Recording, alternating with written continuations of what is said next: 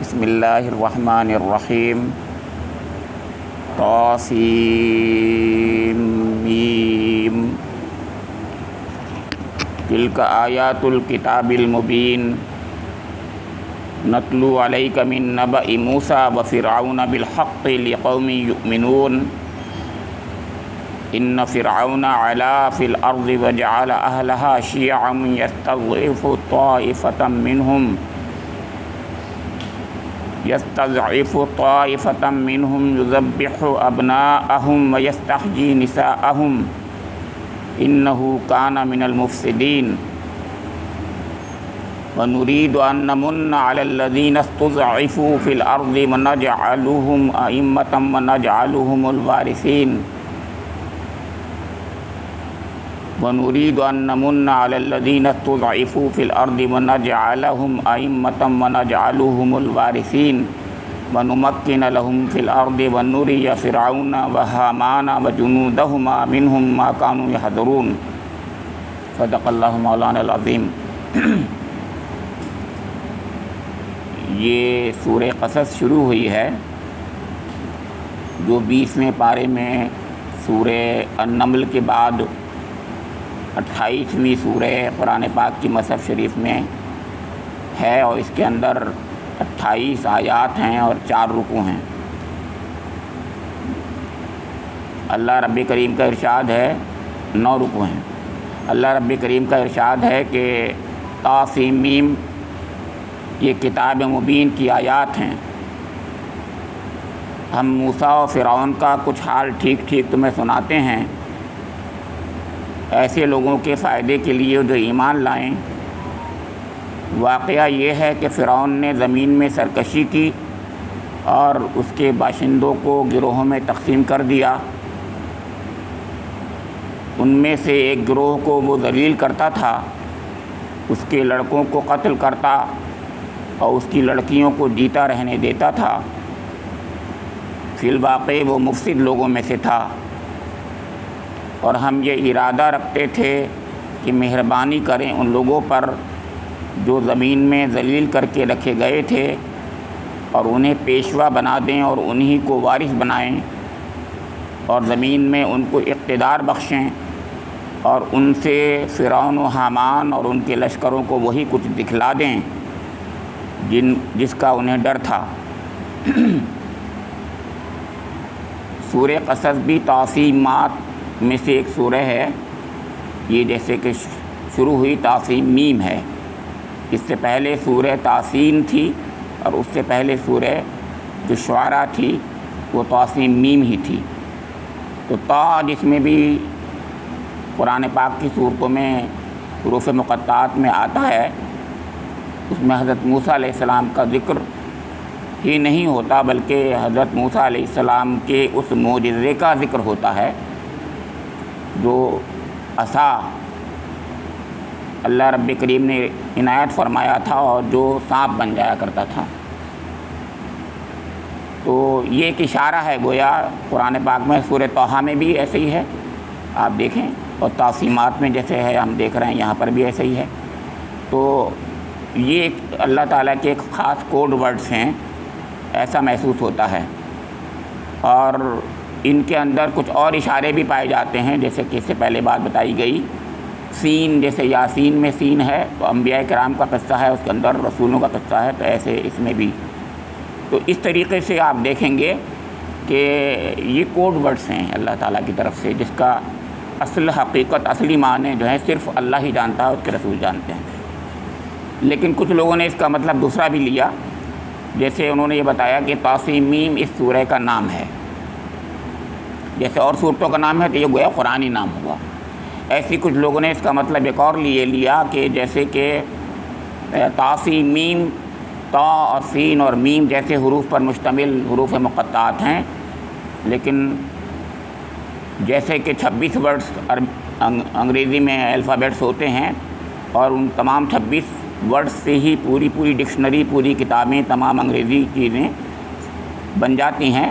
عربی کے 28 ورڈز ہوتے ہیں، اور ان 28 لیٹر سے ہی پورا قرآن بنا ہے، اور اس قرآن جیسا تم نہیں بنا سکتے. حالانکہ یہ طا سین میم پر ہی مبنی ہے، مشتمل ہے، لیکن تم نہیں بنا سکتے، یعنی گویا اس میں چیلنج ہے۔ تو اس میں بہت سی باتیں ہوتی ہیں جیسے میں نے عرض کیا، تو ان میں سے چند باتیں میں نے آپ کے سامنے یہ رکھی۔ کچھ اس کا مطلب یہ بھی ہوتا ہے جیسے کہ کوئی تیار نہیں ہوتا ذہنی طور پر، ان کے سامنے ایک دم اچانک ایک بات کہی جاتی ہے، تو ایکسکلیمیٹری ورڈس ہوتے ہیں کچھ، تو ان کے سامنے ورڈس آف کاشن ہوتے ہیں۔ یہ ورڈس آف کاشن میں بھی ہیں کہ لوگ تیار نہیں تھے سننے کے لیے، ایک دم کہا طا سین میم، تو لوگ تیار ہوئے کیا کہنا چاہ رہے ہیں، کوئی بات کہہ رہے ہیں شاید یہ۔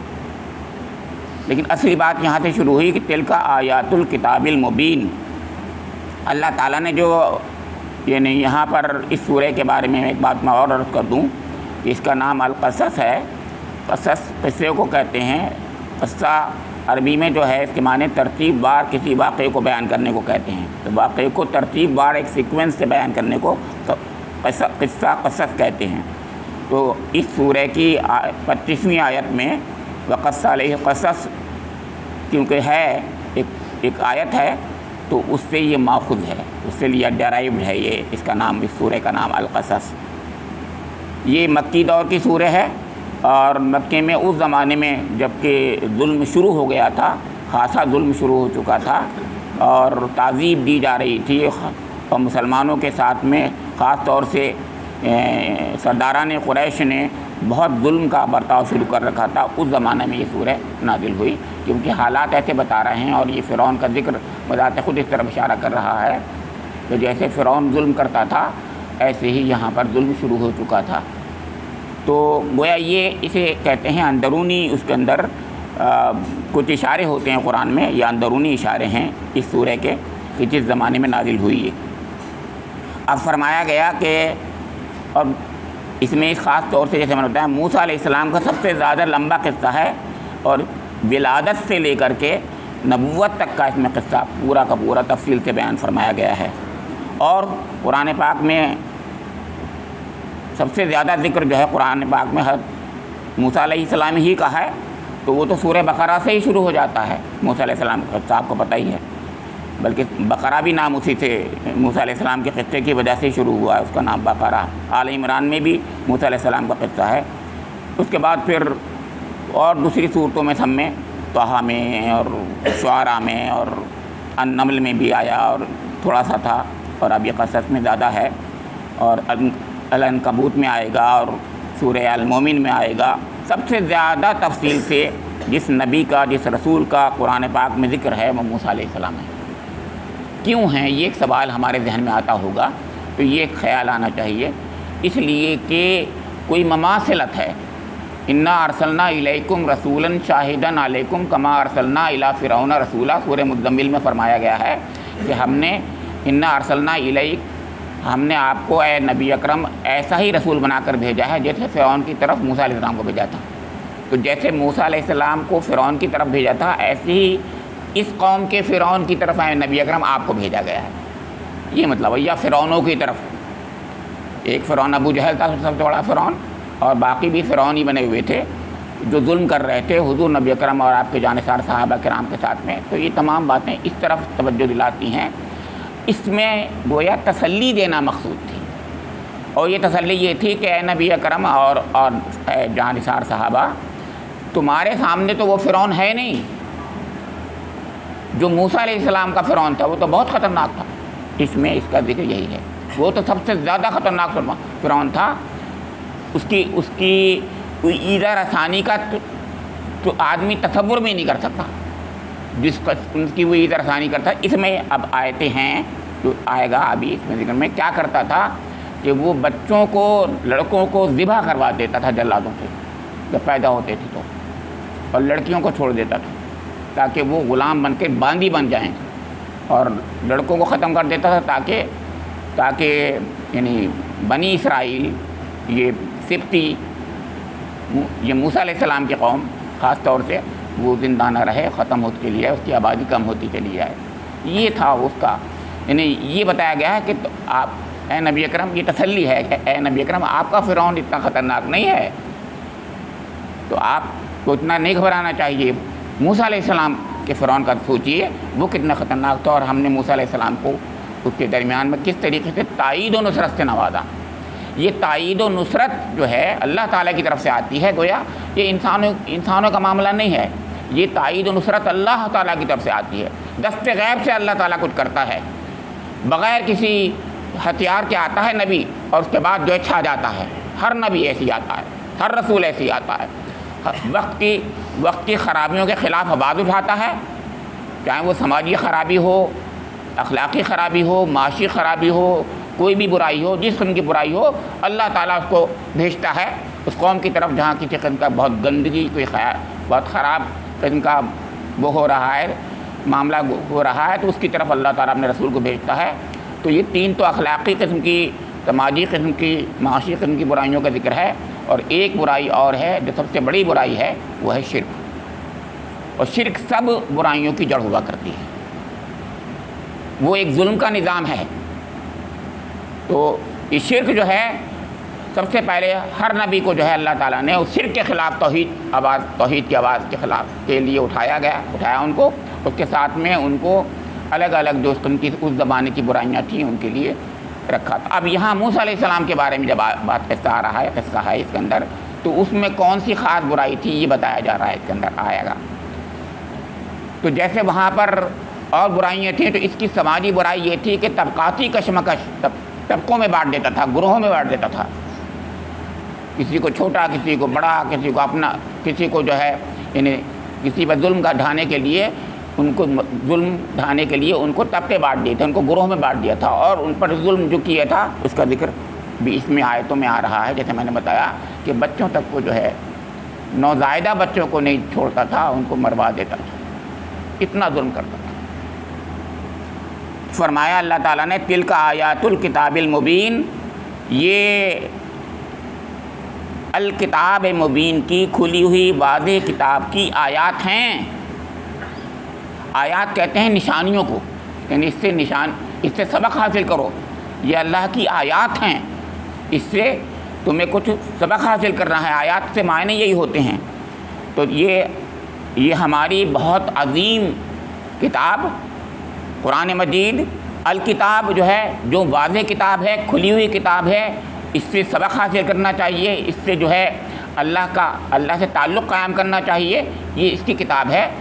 تو یہ اس کی چند آیات ہیں، یعنی سورہ قصص، تلک آیات الکتاب المبین، نتلو علیک من نبأ موسیٰ، ہم آپ کو اے نبی اکرم پڑھ کر سنا رہے ہیں، نتلو تلاوت کر رہے ہیں، ہم آپ کے سامنے آپ پر تلاوت کر رہے ہیں ان آیات کی، یہ آیات ہیں تو ان کی تلاوت ہم کر رہے ہیں۔ اللہ تعالیٰ فرما رہا ہے ہم تلاوت کر رہے ہیں نبی اکرم آپ پر اس کی، یعنی ہم لوگوں کے لیے، بندگان خدا کے لیے اللہ تعالیٰ کی خود جو ہے خود تلاوت کرتا ہے۔ غور کیجیے، یہ ہے کہ نتلو علیک، ہم آپ پر اے نبی اکرم، یعنی ان آیات کو پڑھ رہے ہیں، پڑھ کے سنا رہے ہیں۔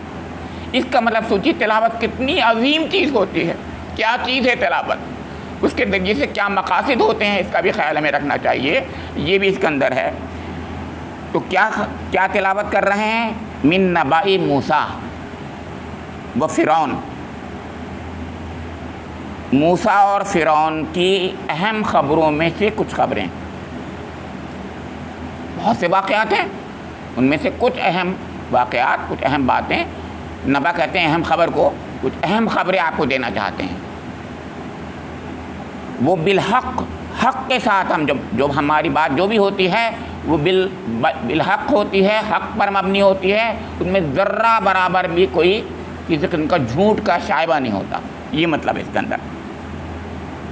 اور کیوں بیان کر رہے ہیں اس کا مقصد بھی بیان کر دیا۔ قرآن جو ہے ہر بات کو بہت چھوٹے چھوٹے ایجاز میں بتاتا ہے کہ لقومی یؤمنون، یہ ان لوگوں کے لیے جو ایمان لانا چاہیں، ان لوگوں کے لیے ہم جو ہے یہ واقعہ بیان کرنا چاہتے ہیں، ایمان لانا چاہیں۔ لیومنین یہاں کا مطلب یہی ہے، لقومن، لام جو ہے یہاں پر عاقبت کا ہے، اس کا مطلب یہ ہے کہ وہ لوگ جس سے سبق حاصل کرنا چاہیں ان کے لیے ہم یہ واقعہ بیان کرنے جا رہے ہیں، اور اس میں بڑے بڑے سبق ہیں۔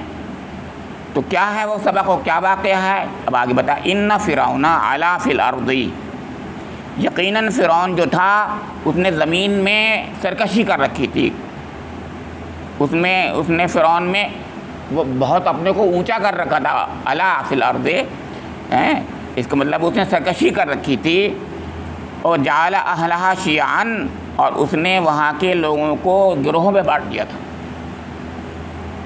یستضعف طائفۃ منہم، ان میں سے کچھ لوگوں کو کمزور کر رکھا تھا، دبا رکھا تھا، یذبح ابناہم، اور اتنا دبایا، اتنا کچلا، اتنا ظلم کیا کہ ان کی اولاد کو، بیٹوں کو وہ اس نے ذبح کروا دیا کرتا تھا، وَيَسْتَحْيِي نِسَاءَهُمْ، اور ان کی عورتوں کو، بچیوں کو وہ زندہ چھوڑ دیتا تھا تاکہ وہ باندی بن کر، غلام بن کر ہمارے بیگار میں کام آئیں، یا یوں کہیے کہ وہ نسل قبطیوں کی نسل بنے، ان کی نسل نہ ہو، وہ بنی اسرائیل کی نسل نہ ہو، وہ نسل جو ہے وہ عورتیں ادھر چلی جائیں گی، ان کی غلام بن جائیں گی، ان کے ہاں جائیں گی تو ان کے بچے ان کے پیدا ہوں گے، پھر تو وہ بچے ان کے ہوں گے، پھر قبطیوں کے بچے ہوں گے، پھر وہ، یہ مقصد تھا۔ اب دیکھیے قرآن پاک جو ہے کس طریقے سے بات رکھ رہا ہے کہ اس سے زیادہ ظلم اور ہو سکتا ہے نبی اکرم، یہی ہے تسلی کہ آپ سوچیں کبھی، اور صحابہ کرام کو تسلی دی جا رہی ہے کہ ظلم دیکھا آپ نے کیسا ظلم ہے، ہم آج ہر زمانے میں لوگ یہ کہتے ہیں فلاں ظلم ہو گیا، اس سے زیادہ ظلم جو ظلم دکھا رہا ہے قرآن پاک، بتا رہا ہے کتنا سخت ظلم ہو رہا تھا ان کے ساتھ میں، کہ ان کو جلاد اس وقت، جس وقت وہ دائی سے کہا جاتا تھا، وہاں سب جو ہے اسپائیز بیٹھے ہوتے تھے کہ جب دائی جو ہے بنی اسرائیل کی کسی عورت کو جو ہے جنائیں ان کا، تو اس کو دیکھو تم اور فوراً اس کو جو ہے جلاد سے مروا دو۔ اب یہ بات دیکھیں کتنی اللہ تعالیٰ کیا بات یہاں واقعہ بیان فرمانا چاہ رہا ہے، ہمارے سامنے رکھ رہا ہے کہ لیکن میں کیا چاہتا ہوں وہ ہوتا ہے۔ اب دیکھیے یہ تسلی کا دوسرا پہلو ہے، ایک تسلی کا پہلو وہ تھا کہ آپ کا فرعون اتنا بڑا فرعون نہیں ہے جتنا موسیٰ علیہ السلام کا فرعون تھا، ایک بات، دوسرے ہمارا معاملہ جو ہوتا ہے وہ کتنا عظیم ہوتا ہے، ہم جو کرنا چاہتے ہیں وہ ہوتا ہے۔ سوچیے یعنی اب کیا ہوا، وہ جو چاہتا تھا اس نے کیا کیا، اس نے یہ کہا کہ ایک بھی لڑکیوں کو زندہ نہیں رکھنے دوں گا، انہی کے درمیان نے موسیٰ علیہ السلام کو زندہ رکھوایا، اور اس نے یہ کہا تھا، اس کو نجومیوں نے کہا یا جس سے بھی پتہ چلا اس کو، یا اس کے سیاسی اس کی چال تھی، جو کچھ بھی تھا جس وجہ سے بھی اس نے ایسا کیا، اس نے یہ چاہا کہ یہ اس کے لڑکے جو ہیں ختم ہوتے ہیں، اس کی جو ہے پاپولیشن جو ہے زیادہ آگے نہ بڑھے، تو لیکن اللہ تعالیٰ نے ان کے درمیان میں موسیٰ علیہ السلام کو جو اس فرعون کو کی ہلاکت کا باعث بنیں گے، اس کے گھر میں پلوایا، نہ صرف یہ زندہ رکھا بلکہ اسی کے فرعون کے گھر میں پلوایا۔ یہ ہے اللہ کا معاملہ، یہ بتایا گیا ہے۔ تو اس میں کتنی تسلی ہے، غور کیجیے ہمارے لیے، ہم سب لوگوں کے لیے، کہ رب کریم جو چاہتا وہ ہوتا ہے، اور اس کی تائید و نصرت کی ہمیں ہر وقت جو ہے دعا مانگنی چاہیے، ہمیں اس سے مانگنا چاہیے کہ اے اللہ، حالات کتنے ہی برے کیوں نہ ہوں، سب حالات کو درست کرنے والے آپ ہیں، اے رب کریم آپ حالات کو درست فرما دیجئے ہر زمانے میں، جیسے آپ نے اور زمانوں میں، جیسے فرعون کے خلاف جیسے کہ موسیٰ علیہ السلام کو، اور حضور نبی اکرم کے زمانے میں، ہر زمانے میں جیسے اللہ تعالیٰ نے تائید و نصرت فرمائی ہے مومنین کی، ایسی مومنین کی تائید و نصرت سے نواز دے رب کریم۔ یہ تسلی کا پہلو اس کے اندر ہے۔ فرمایا کہ یذبح ابناءہم ویستحیی نساءہم انہ کان من المفسدین، یقیناً وہ بہت ہی فساد مچانے والوں میں سے تھا، بہت مفسد تھا۔ فساد کہتے ہیں، آپ بھی سمجھتے ہیں، فساد کہتے ہیں دنیا کے اندر بگاڑ پیدا کر دینے کو، ایسا بگاڑ پیدا کر دینا کہ تمام گھبرا جائیں، پوری کی پوری بستی اور تمام لوگ۔ تو کہا کہ وہ فسادیوں میں سے تھا، مفسدین میں سے تھا، انہ کان من المفسدین۔ اور فرمایا اب وہ اصلی حقیقت بتائی کیا، اور ہماری کیا مشیت تھی، ہمارا کیا فیصلہ تھا۔ اللہ تعالیٰ فرما رہا ہے ہمارا کیا فیصلہ تھا، وَنُرِيدُ أَن نَّمُنَّ عَلَى الَّذِينَ اسْتُضْعِفُوا فِي الْأَرْضِ وَنَجْعَلَهُمْ أَئِمَّةً وَنَجْعَلَهُمُ الْوَارِثِينَ۔ اور ہمارا یہ ارادہ تھا، نرید و ارادہ کو نورید سے بنتا ہے، اور ہمارا یہ ارادہ تھا کہ أَن نَّمُنَّ عَلَى الَّذِينَ اسْتُضْعِفُوا، کہ ہم خاص احسان کریں، منا کو احسان کو کہتے ہیں، احسان کریں خاص طور سے علی الذین، ان لوگوں پر جو استضعفوا فی الارض، جو زمین میں دبا کر کچل کے رکھے گئے ہیں، ہمارا یہ فیصلہ تھا، ہمارا یہ ارادہ تھا کہ ہم ان پر احسان کریں، ہم ان پر مہربانی کریں۔ مولانا نے لکھا ان لوگوں پر جو زمین میں ذلیل کر کے رکھے گئے تھے، ان پر ہم مہربانی کریں، خاص طور سے ان پر احسان کریں، نمونہ احسان کو ہی کہتے ہیں، اور اتنا بڑا احسان کریں کہ نجعلہم ائمۃ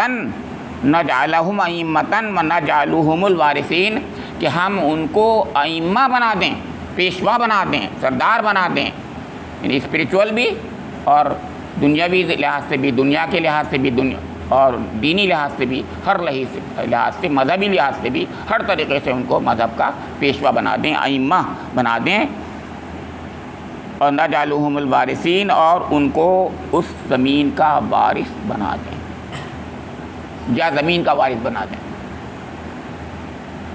یہ ہے اللہ تو ہمارا ارادہ تو یہ تھا، اے نبی اکرم، ہمارا ارادہ تو یہ تھا کہ کتنی تسکین، کتنا سکون، ایک نبی کی امت کے سامنے اللہ تعالیٰ جو ہے فرما رہا ہے اپنے کلام کے ذریعے سے، کتنا سکون ملتا ہوگا۔ اس وقت حالات کتنے بگڑے ہوئے تھے عرب کے بھی اور اس زمانے کے، جب یہ قرآن پاک نازل ہو رہا تھا تو اس وقت کے لیے ضرورت تھی ایسے ہی نازل ہونے کی کلام پاک کی، تو اس میں یہ بہترین کلام اللہ تعالیٰ نے نازل فرمایا۔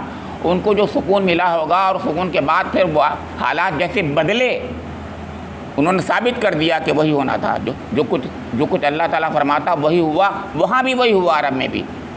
اور اس سے پہلے جو اللہ تعالیٰ نے فرمایا تھا کہ ہم کیا کریں گے، یہ کریں گے، ہم کیا کریں گے کہ جو زمین میں مستضعف بنا کے رکھے ہیں، کمزور بنا کے رکھے گئے ہیں، ان کو ائمہ بنا دیں گے۔ چنانچہ کیا ہوا معلوم ہے آپ کو؟ چنانچہ اسی وقت پہلا ہی وہی بچہ پہلا نبی بنا اور رسول بنا۔ ائمہ یہ ہے، اسے کہتے ہیں۔ انہی کے بھائی حضرت ہارون علیہ السلام جو ہیں ائمہ میں سے بنے۔ پھر یہ یوشع بن نون اور کتنے نبی ہوتے چلے گا، بنی اسرائیل میں سب سے زیادہ نبی ہوئے ہیں، آپ جانتے ہیں۔ یہ جب اللہ تعالیٰ نے فرما دیا کہ ائمہ بناؤں گا میں اس قوم میں سے، تو پھر سوچئے پھر ایسے ہی ہوگا۔ ہزاروں انبیاء کرام بنی اسرائیل میں آئے ہیں، یہ بتا دوں آپ کو میں، ایک وقت میں کئی تین چار پانچ انبیاء کرام ہوتے تھے، ایسا ہوتا تھا۔ آخری جو ہے انہی کی بنی اسرائیل میں سے نسل میں سے حضرت عیسیٰ علیہ السلام تھے، اور ان سے ٹھیک 6 مہینے پہلے حضرت یحییٰ علیہ السلام تھے۔ سلسلہ تھا، چلا جا رہا تھا سلسلہ۔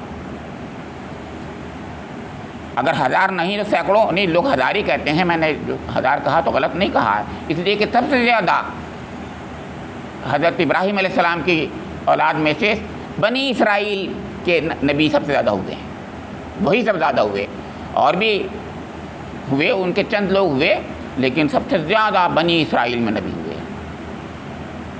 تو یہاں فرمایا یہ ہے ائمہ کرنا۔ ائمہ یعنی میں نے دینی پیشوا، مذہبی پیشوا، مذہبی سرداری ملے گی، یعنی مذہبی سرداری میں سب سے بڑی سرداری کیا ہوتی ہے؟ مذہبی نبوت۔ تو نبوت ملے گی تمہیں۔ ہم چاہتے تھے کہ ان کو نبوت ملے، اور ہم یہ چاہ رہے تھے کہ زمین کے بھی وارثوں، چنانچہ انہی میں سے حضرت سلیمان علیہ السلام جیسی حکومت ہوئی۔ دنیا کی وراثت کیسی ہوتی ہے، اس سے بہتر، جیسے اس سے پہلے میں نے بتایا تھا آپ نے درس میں، اس سے پہلے، کہ سب سے بڑی جو حکومت تھی، جو چرند اور پرند اور جن اور انسان اور ہوا اور پانی سب پر تھی ایک شخص کی، وہ کس کی تھی؟ سلیمان علیہ السلام کی۔ وہ کون تھے؟ بنی اسرائیل تھے، انہی میں سے تھے۔ جب اللہ تعالیٰ فرما رہا ہے کہ ہم نے یہ فیصلہ کیا ہے تو کر کے دکھا دیا۔ یہ میں کہنا چاہ رہا ہوں، یہ کر کے دکھایا اللہ تعالیٰ نے کہ دیکھو یہ ہے ہمارا فیصلہ ہے تو ہوا ہے۔ پھر پوری تاریخ سامنے آ جاتی ہے سامنے۔ جب اللہ تعالیٰ نے یہ کہا اس وقت تو ایک بات کہی، لیکن اس کے ساتھ میں ایک تاریخ ہے پوری۔ جب داؤد علیہ السلام، سلیمان علیہ السلام ہیں، سب لوگ ہیں اس میں، نظر آتے چلے آ رہے ہیں، موسیٰ علیہ السلام کے بعد ہیں سبھی، سینکڑوں سال بعد، کوئی کتنے دنوں بعد، الگ الگ وقتوں میں سب ہیں، بہت لگاتار ہوتے چلے آ رہے ہیں۔ تو فرمایا کہ نرید ان نمن علی الذین استضعفوا فی الارض ونجعلہم ائمۃ ونجعلہم الوارثین۔ تو یہ ان کو زمین کا وارث بنا دیا اللہ تعالیٰ نے۔ اور ونمکن لہم فی الارض، اور ہم زمین میں ان کو تمکن عطا فرمائیں، حکومت، سیادت، قیادت عطا فرمائے، یہ ہمارا ارادہ ہے، اللہ تعالیٰ فرما رہا ہے۔ کتنی پیاری باتیں فرما رہا ہے، کہہ رہے ہیں ہمارا ارادہ یہ تھا ان کے لیے، ان لوگوں کے لیے جو دبے کچلے تھے، کیسے دبے کچلے تھے اس کی حد دکھا دی کہ بچوں کو ذبح کروا دیتا تھا، وہ جلادوں سے ختم کرا دیتا تھا۔ اس سے زیادہ ظلم اور کوئی ہو سکتا ہے کبھی؟ ہم نے سوچا کبھی ایسا ظلم؟ اور سب اس کے بالکل برخلاف کیا ہوا کہ ان کو جو ہے وہاں پہنچا دیا اللہ تعالیٰ نے، عروج پر۔ تو فرمایا وَنُمَكِّنَ لَهُمْ فِي الْأَرْضِ وَنُرِيَ فِرْعَوْنَ وَحَامَانَ وَجُنُودَهُمَا مِنْهُمْ مَا كَانُوا يَحْذَرُونَ، اور اللہ تعالیٰ نے ان کو تمکن عطا فرمایا، اقتدار بخشا، حکومت دی، اور نُرِيَ فِرْعَوْنَ وَحَامَانَ وَجُنُودَهُمَا، فرمایا کہ فرعون اور حامان اور لشکروں کو وہی کچھ دکھلا دیں۔ اللہ تعالیٰ کہہ رہا ہے، یہ ہے چیلنج اللہ تعالیٰ کا کہ کیا دکھلا دیں؟ منہم ما کانوا یا جس چیز سے ڈر رہے ہیں وہ وہی ہم دکھائیں ان کو، جس چیز سے وہ ڈر رہے ہیں، فرعون حامان جس کی وجہ سے وہ ذبح کرا رہا ہے بنی اسرائیل کے لڑکوں کو، انہی کے درمیان میں پلوائیں، اسی کے گھر میں پلوائیں، اور اس کے بعد وہی غرقابی کا فرعون کی سبب بن جائے۔ موسیٰ علیہ السلام وہی دکھائیں، وہی کروائیں، جس سے وہ ڈر رہا ہے وہی کر کے دکھائیں ہم۔ کون ہے یہ؟ رب کریم کی ذات، اللہ رب العزت، اللہ رب العزت۔ اسی پر یقین کرنے کی بات قرآن پاک کہتا ہے۔ قرآن اسی اللہ رب کریم، اسی اللہ رب العزت، اس اللہ کا جس کے پاس ساری قوتیں طاقتیں ہیں، جو سب کچھ کر سکتا ہے، اسی پر یقین ہمارا ہونا چاہیے۔ اس یقین کی طرف دعوت دی جا رہی ہے، قرآن پاک اسی یقین کی دعوت دیتا ہے، وہی یقین کی دعوت دے رہا ہے کہ یہ کرو۔ جب اللہ تعالیٰ کے ساتھ تمہارا وہ یقین پیدا ہو جائے گا تو پھر تمہاری بگڑی بن جائے گی، سارے معاملات درست ہو جائیں گے۔ بس اصلی چیز یہ ہے کہ اس سے صحیح اس پر صحیح ایمان لے آؤ، اس کے مطابق زندگی گزارنے لگو جیسا رب کریم چاہتا ہے۔ یہ آخری آیت تھی، اس میں میں یہاں ختم کر رہا ہوں۔ اللہ رب کریم سے میری دعا ہے کہ مجھے اور